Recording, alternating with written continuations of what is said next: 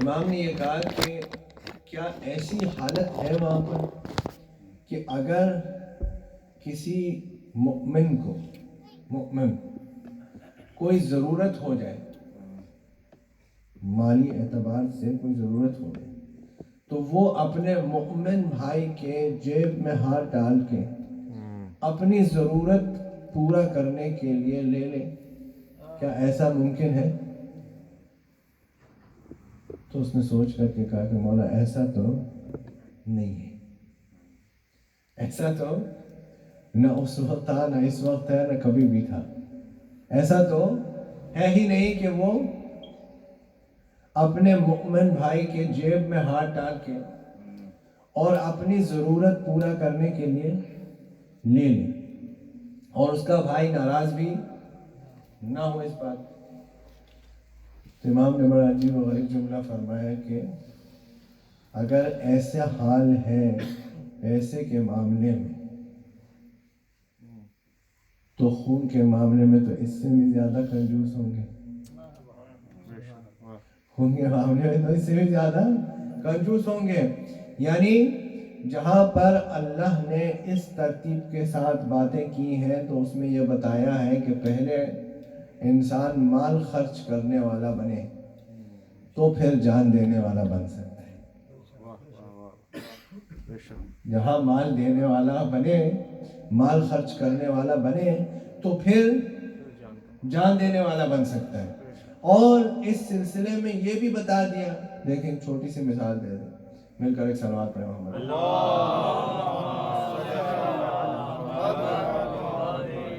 آج کل crypto currency کا زمانہ ہے، جس کو دیکھو کرپٹو کرنسی کے اندر پیسے ڈال رہے ہیں۔ لیکن آج سے 10 سال پہلے جب کرپٹو کرنسی شروع ہوئی تھی، تقریباً ایسے 10 سال پہلے کی بات ہے ایسے، اس زمانے میں جس نے پیسے ڈال دیے اور جو آج ڈال رہا ہے وہ برابر ہو سکتے ہیں؟ تو جو نا جس نے اس زمانے میں ڈال دیے اور جو آج ڈال رہا ہے، دونوں میں کوئی مقابلہ نہیں ہو سکتا۔ جس نے اس وقت ڈال دیا تھا، اس وقت ڈالا تھا کہ جب کوئی اس کرنسی کے بارے میں کوئی جانتا ہی نہیں تھا، یہ پتہ نہیں تھا یہ پیسہ ڈوب جائے گا یا رہے گا، تو پھر اس کی کوئی خاص ویلیو بھی نہیں تھی اس وقت۔ اب تو اس کی ویلیو بھی ہو گئی ہے، یہ بھی پتہ ہے کہ رہے گا، یہ بھی معلوم ہے ڈوبے گا۔ ابھی تک فی الحال جتنی خبریں ہیں کہ ابھی تک تو ڈوبے گا نہیں، لیکن اس وقت جس نے ڈالا اس کا اس کے ساتھ مقابلہ نہیں ہو سکتا، اس لیے کہ اس نے اس وقت انویسٹ کیا تھا جس وقت کوئی یقین نہیں تھا کہ یہ چیز رہے گی کہ نہیں رہے گی۔ اللہ نے بھی یہی اعلان کیا ہے، جس نے دین اسلام میں اس وقت انویسٹ کیا کہ جس وقت کوئی امید نہیں تھی کہ یہ دین رہے گا یا نہیں رہے گا، جس وقت کوئی ایک پیسہ دینے کے لیے تیار نہیں تھا، اس وقت جس نے اس دین کے اندر انویسٹ کیا ہے اس کا اس کے ساتھ مقابلہ نہیں ہو سکتا جس نے بعد میں چاہے لاکھوں کروڑوں دے دیے۔ اب بعد میں دیکھ کر کوئی غنی بھی بن گیا ہو، اس کا کوئی مقابلہ ان کے ساتھ نہیں ہو سکتا جنہوں نے اس وقت دین میں انویسٹ کیا جب کوئی ایک پیسہ دینے کے لیے تیار نہیں تھا۔ اسی لیے اللہ نے آواز دی کہ اے میرے حبیب، کیا ہم نے آپ کو ضرورت مند نہیں پایا تھا، آپ کو بے نیاز کر دیا، آپ کو ضرورت مند پایا تھا، آپ کو ایسے حالت میں پایا تھا کہ آپ کے پاس کوئی پیسہ نہیں تھا، اور فَأَغْنَا، ہم نے آپ کو غنی بنایا، ہم نے آپ کو غنی بنایا۔ تو مال خدیجہ کے ذریعے سے آپ کو ہم نے غنی بنایا۔ جس کو اللہ نے غنی بنایا وہ اور ہوگا، جو خود ساختہ بنا ہوگا وہ اور ہوگا۔ صلوات پڑھیں محمد وعلی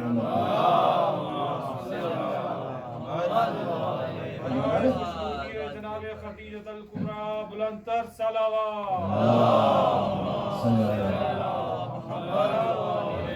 جو خود ساختہ بنا ہوگا اس کے ساتھ مقابلہ نہیں ہو سکتا جس کے احسان کو اللہ نے مان لیا ہے، جس کے احسان کو رسول اللہ نے مان لیا، جس کے احسان کی وجہ سے آج ہر کلمہ پڑھنے والا سر اٹھا کر کے چل سکتا ہے۔ یہ بس بات تمام ہو گئی، وقت بھی آج کے تک تمام ہو گیا، موضوع کا حق تو ادا نہیں ہو سکا، لیکن بہرحال آپ نے بہترین انداز سے سماعت فرمایا اور اس کا میں آپ کا ممنون ہوں۔ خداوند کریم آپ سب کو جو ہے وہ ہر طرح کی آفات بلیات سے محفوظ رکھے اور عزائے اہل بیت علیہ السلام کرنے کی مزید توفیق عطا کرتا رہے۔ مل کر ایک صلوات پڑھیں محمد۔ جنہوں نے دین کے اس وقت پر کہ جب دین کو سب سے زیادہ ضرورت تھی خرچ کیا، جان دی، اپنے جان کی بازی لگائے، ان کا مقابلہ کسی اور کے ساتھ نہیں ہو سکتا۔ بس یہ فرق ہے ان لوگوں میں کہ جنہوں نے اپنا سب کچھ دین کے لیے قربان کر دیا، اور ان میں کہ جنہوں نے دین کو قربان کر لیا اپنی جانیں بچانے کے لیے۔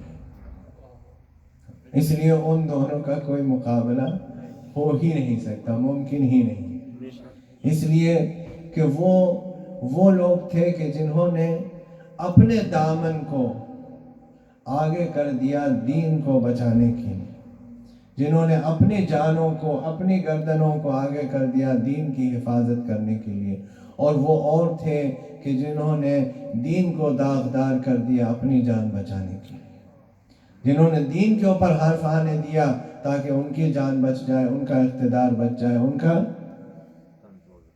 ان کی حکومت بچ جائے۔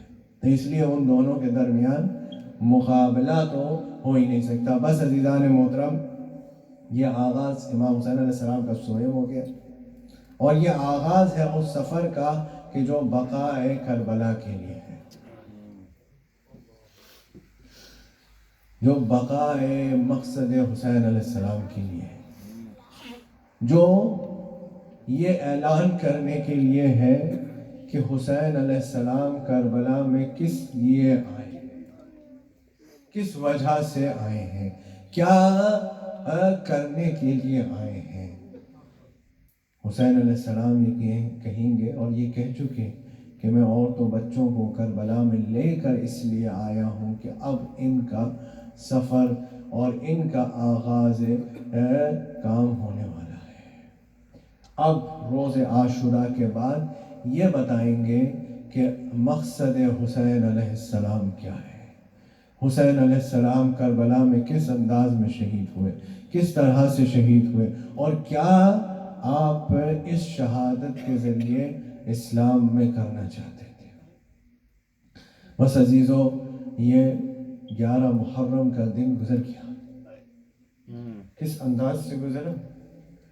اس انداز سے گزرا کہ لاش حسین علیہ السلام پر گھوڑے دوڑا دیے،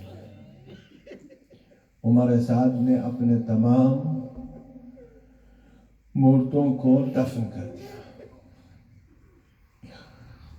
اور پھر یہ حکم دیا کہ اہل حرم کے ہاتھوں میں رسن باندھی جائے اور بے کجاوا کے تیز رفتار اونٹوں کے اوپر انہیں سوار کرایا جائے۔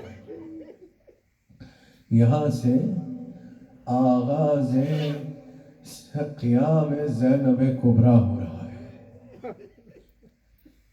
حسین علیہ السلام کا امتحان ختم ہوا، یہاں سے زینب کے امتحان کا آغاز ہو رہا ہے۔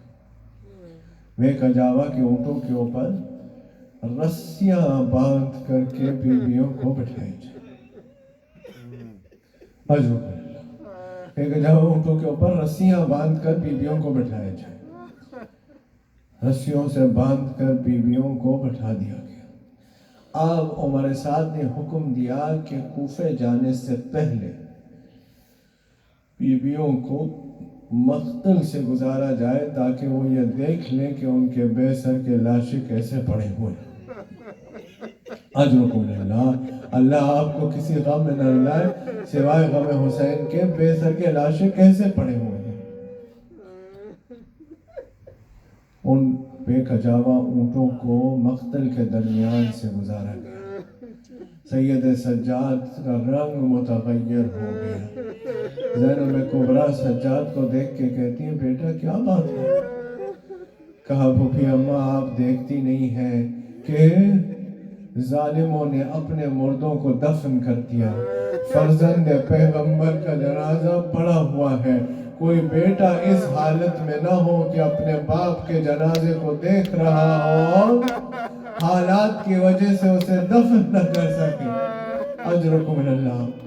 زینب کبریٰ نے کہا سجاد میں نے تیرے جد رسول اللہ سے سنا ہے، میں نے تیرے جد رسول اللہ سے سنا ہے کہ یہی وہ مقام ہے کہ جہاں پر حسین کا شاندار روضہ ہوگا، شاندار مرقد ہوگا، اور یہاں زائرین سے یہ جگہ اور یہ مقام اور یہ شہر بھر جائے گا۔ اجرکم اللہ۔ بے کجاوا کے اونٹوں کو تیز رفتار دوڑایا گیا کربلا سے کوفہ۔ بیویوں کے ہاتھ پس پشت بندھے ہوئے ہیں۔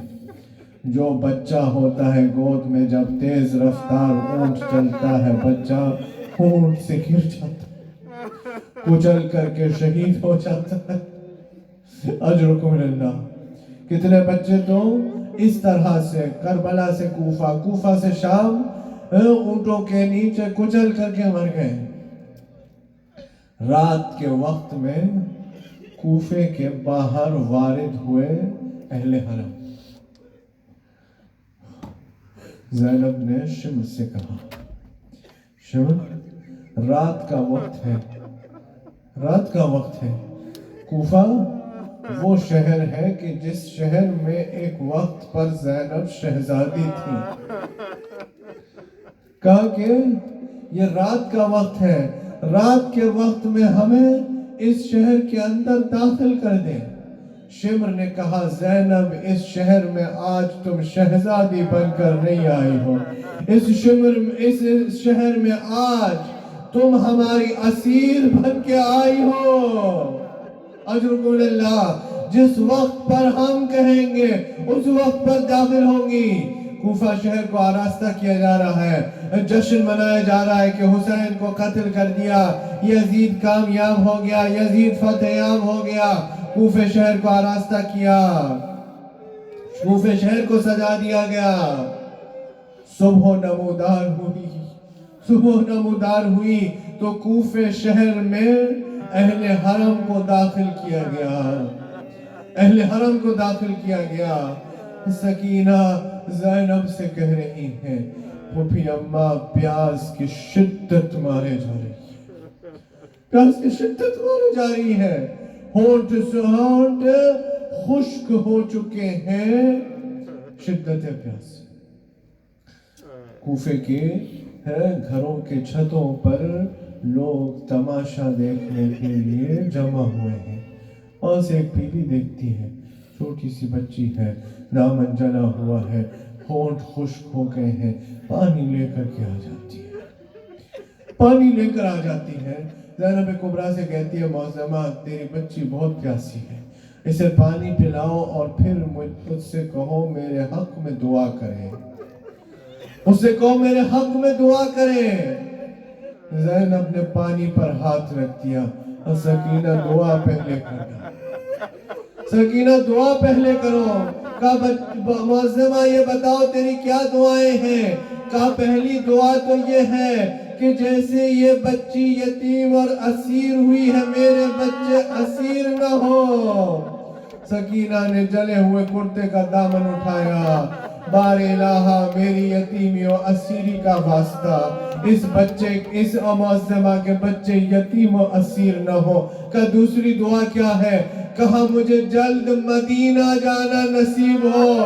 عزیزوں پردیس میں کوئی بھی اپنے گھر کا نام سن لیتا ہے تو عجیب کیفیت ہو جاتی ہے۔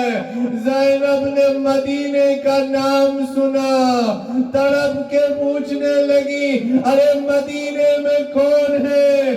کہا میرے آقا امیر المومنین ہے۔ کہا وہ تو شہید ہو گئے۔ کہا لیکن میرے آقا حسین شہزادی زینب تو ہوں گے نا. اب زینب سے رہا نہ گیا. پوچھا اگر زینب کو دیکھو گی پہچان لو گی؟ کہنے لگی کیسے ہو سکتا ہے نہ پہچانوں؟ زینب نے سر اٹھا کے کہا ام حبیبہ کہاں پہچانا؟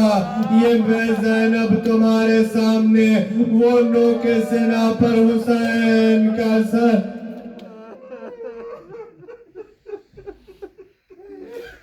الا ولعنۃ اللہ علی القوم الظالمین وسيعلم الذین ظلموا أي منقلب ينقلبون انا للہ وانا الیہ راجعون. پروردگار سے دعا ہے کہ ہماری قلیل عبادت کو اپنی بارگاہ میں شرف و قبولیت عطا فرمائے. انہی آنسوں کے صدقے میں ہمارے گناہوں کو معاف فرمائے، مرحومین کی درجات کو عالی فرمائے.